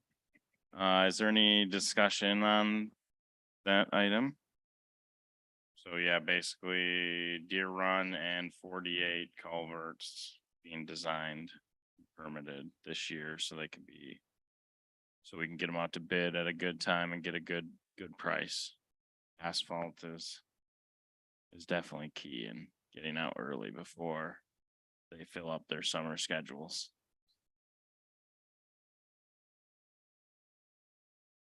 Not hearing any discussion, so the motion on the table is to approve $36,619 from the roads reserve for the 2024 road and drainage project. All those in favor? All right, that passes unanimously. All right, the next item on the agenda is capital request for 2023 culvert replacements. The purpose of the memo here is to request funding approval for design, permitting, and construction for the replacement of culverts. Impact Design prepared a memo on 6/30 and an update dated 8/7/23 that identified 10 culverts for replacement this year in 2023. This project proposes to complete the replacement of these 10 culverts that are all at the end of their life cycle. SVCA does have a large network of roads and culverts. Numerous culverts have been identified that as needing to be replaced based on the review completed by Impact. Impact Design has prepared a list of 10 for this year, the most accessible culverts to replace, and all of them on the way to failure. Attached is a summary from PNW dated 8/8/23 that identifies the proposed project in more detail. As identified in the summary, not all 10 culverts will be able to be replaced this year with the available funding, but we're recommending that the project move forward with the maximum amount of roads funds available, and then culverts will be replaced by order of priority. The project will be managed to stay within the limits of funds available to replace culverts and complete asphalt patching at each location. So I propose that you authorize the design, permitting, and construction to replace up to 10 culverts per the PNW Services attached proposal dated 8/8/23. And we're requesting $109,712.47 from roads. That's the remaining balance to replace up to 10 culverts in 23. So just to kind of outline so in the budget, there was a budget amount for roads for 2023. We didn't do any for roads and drainage. We didn't do any big road projects this year because there's so much drainage catch up that we did with all the culvert cleaning and the ditch maintenance and stuff. And so we've already as a board dipped into that allotted budget that we had. And so that's what Tyler's referencing when he's saying that he's not saying there's not enough budget to the project. There is, but the allocated budget that we had in our planning documents for this year, is what he's referencing. Yeah, what's left. Because I think we had, there was roughly like 800 some thousand budgeted, and we've spent significant amount on culvert maintenance and ditch maintenance, some other asphalt repairs, pavement marking, signs, all of those things that we approved came out of that allotted budget that we set aside for this year. So, and there's some additional motions. We have a contract with Stremler. So Tyler's proposing to do a change order to the contract that we have with Stremler and with WRS. They've already been doing a bunch of drainage work for us. So instead of putting the project out to bid and everything like that, he's proposing that we already have the time and materials based contract with Stremler that we've finishing up all that drainage work and stuff. And so he's proposing to add to those instead of putting it out to bid so that we can get it done this year. Because otherwise it's likely not going to get done this year because we'll have to do a significant amount of more time designing and putting together a document to be able to put out to bid. Whereas a lot of this stuff, they're fairly simple culverts. I think they'll be kind of field fitting them on the fly. Just cut it out, replace it, build back up, patch it. So you'll see there's additional motions to be made to amend those contracts to add money if the board approves that. So I guess because there's a few motions, I'll just start with discussion first and then we'll do motions. Does anybody have any questions or concerns on the approach? I asked a question from Joanne and she said she'd see if Joel could get me an answer. Stremler had an initial bid for the culvert project. We've given them one change order already for additional work, and they armored when they did all the armoring, and that was large. So this would be their second change order. I was just wondering how much is that all total up to then? That's all. The other thing, WRS didn't really work on culverts. Their contract was for the asphalt work that we had done. And I think we did some sort of a change order for them too, but I think a lot of that was, oh, help me here, was like a contingency on their contract. So the reason that the numbers that were approved don't add to this number is because the asphalt repairs project had a contingency built into it. and that project is completed and there's a leftover amount of funds that's coming back. Similarly, there was a contingency added to the second go around or provision of funds to Stremler. And that contingency was not fully utilized to complete that project. So those two amounts are coming back. And Tyler, as the project manager for those two projects, has tracked the funding. I requested that accounting prepare a summary showing the different dates, and they sent that to me, but I wanted to annotate it and provide the backup showing what happened at the different stages. So it's getting there, Linda.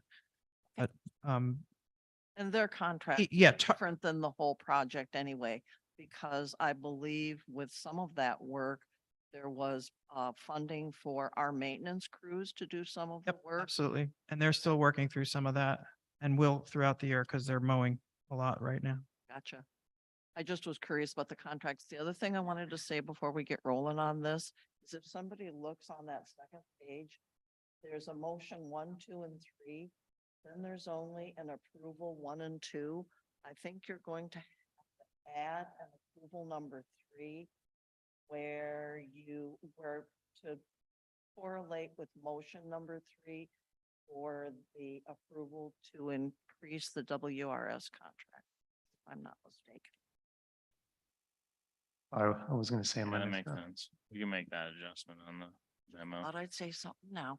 So CVC for 2024. So this includes, so it's the original request, right? Which was approved, and then they tacked on the 30,000 of unspent funds from 2022 to that one.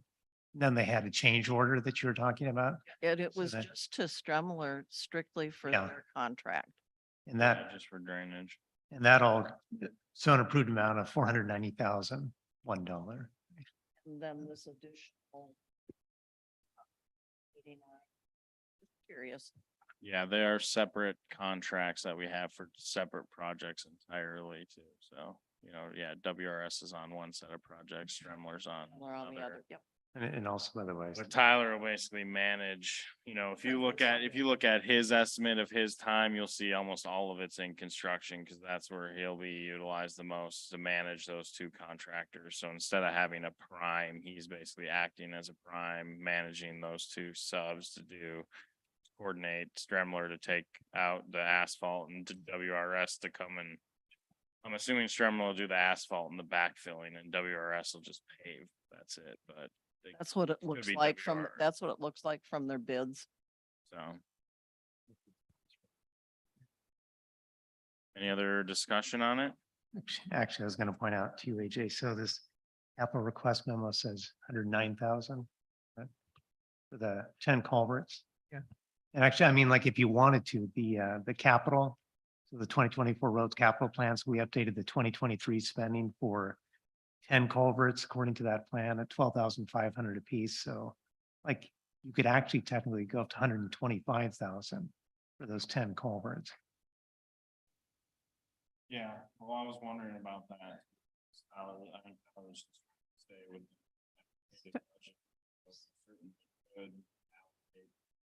Because he doesn't believe he's gonna get all 10 culverts. So what it is, Probably Only get gonna about do 8 8, or something.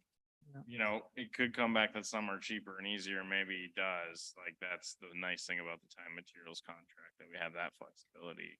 yeah, so basically, that was money that we saved, right? We had obligated those funds and then it came back at a lesser amount. So yeah, he's just trying to stay within that, what we approved. So we're sticking with our budget and not, I guess because we don't know exactly what he would allocate to change orders, those two contracts that we allocated enough money for him to do all 10.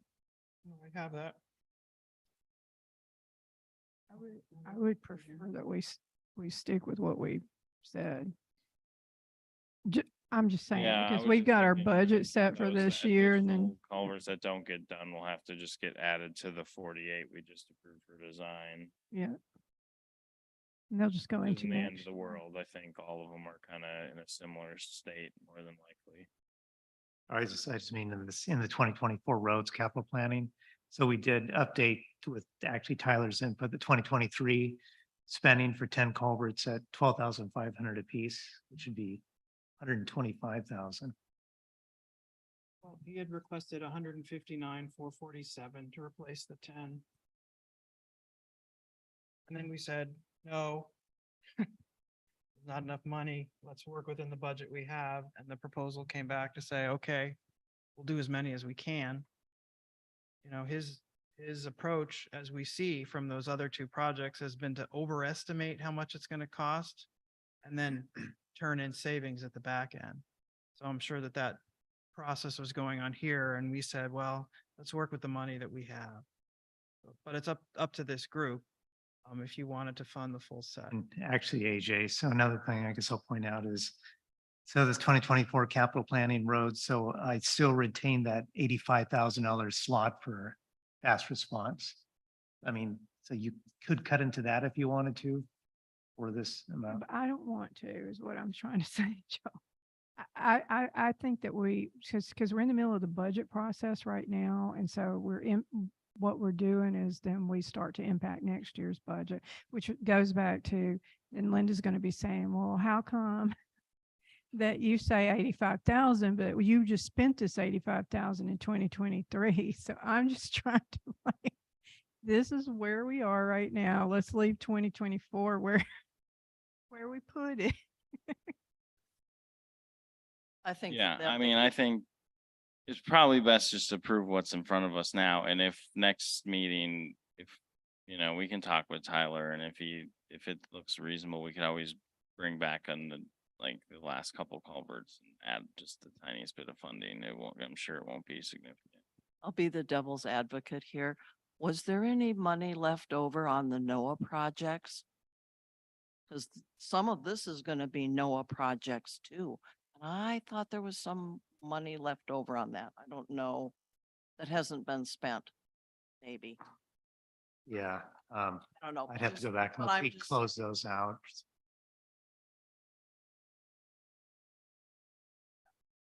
I think it's easier.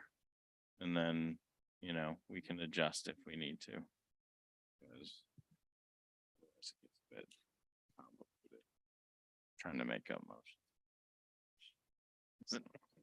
So the motions, aren't they on the page? Yeah, I'm saying if we started changing. Oh, Okay. So there'll be three motions here. First motion is I'll move that the Board of Directors approve the allocation of $109,712.47 from the Roads Reserve for the 2023 culvert replacement project. second. Any other discussion on that? All right, all those in favor? Aye. You know, All right, second motion, I'll move that the Board of Directors approve a change order to Stremler Gravel's contract in the amount of $89,712.47 for the 2023 culvert replacement project. Second, Any further discussion on that? All right, all those in favor? Passes unanimously. Last motion is I'll move that the Board of Directors approve a change order to the WRS contract in the amount of $20,000 for the 2023 culvert replacement project. second, All those in favor? All right, that passes unanimously.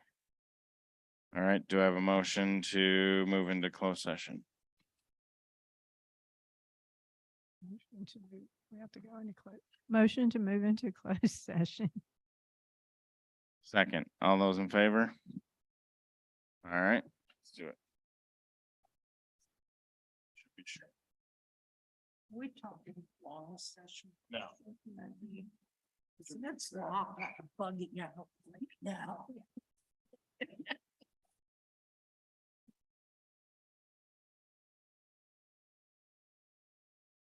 I forgot that we had to do closed session.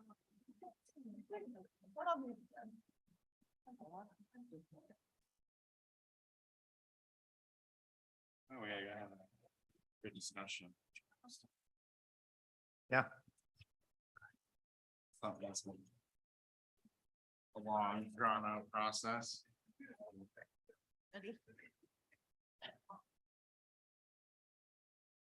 Great guy, that's all we're gonna talk about. Well, I should, You come into closed session, Joe. I wasn't asked to. You know what's, I don't think it's what it's on. probably, you're probably fine. We're just gonna say that we're starting that.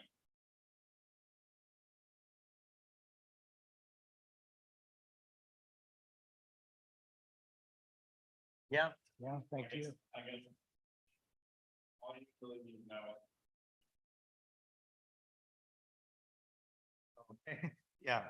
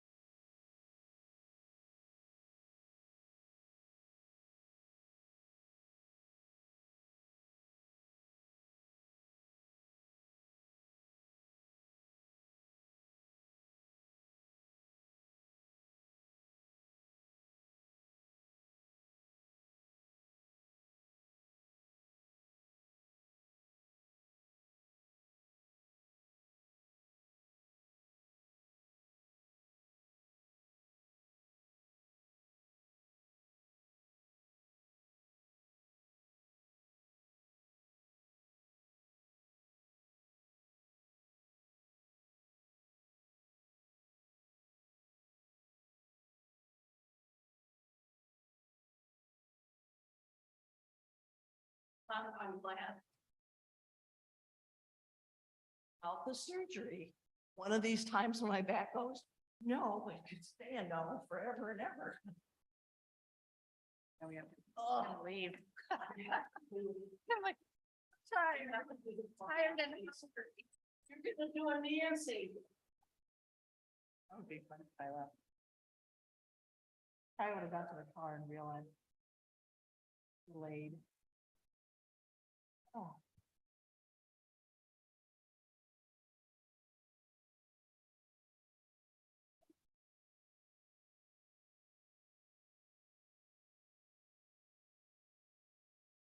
Oh, no, it's not. It's almost.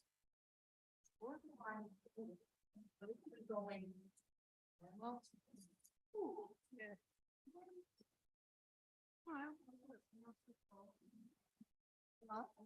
Then you get up.